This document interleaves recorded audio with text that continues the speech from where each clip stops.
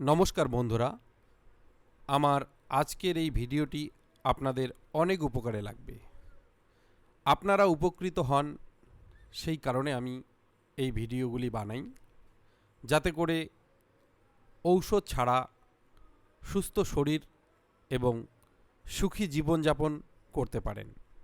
আমাদের আজকের বিষয় গ্যাস, বদহজম এবং নিয়মিত পায়খানা না হওয়া বা কনস্টিপেশন নিয়ে যারা ভুগছেন তাদের জন্য। প্রথমে একটা কথা বলি, আমরা যারা গ্যাস, বদহজম এবং কনস্টিপেশন নিয়ে ভুগি, প্রথমে আমরা এই সমস্যাটাকে অতটা গুরুত্ব দেই না।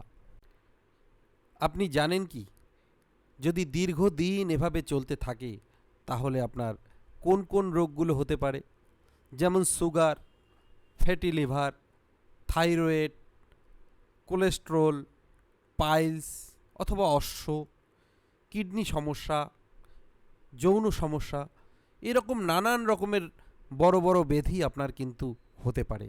তাই বন্ধুরা, আজকের থেকে আপনি সাবধান হয়ে যান।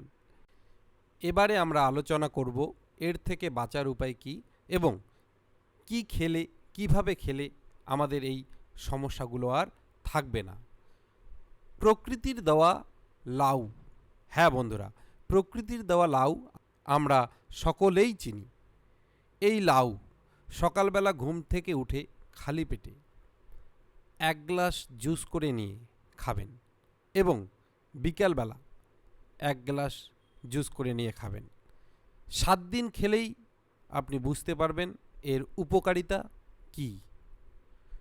সো বন্ধুরা, যদি আপনি আমার এই ভিডিওটি দেখে এবং আমার বলা কথাগুলো মেনে যদি আপনি এটা খাওয়ার পরে উপকৃত হন, তাহলে অবশ্যই আমাকে কমেন্ট করে জানাবেন।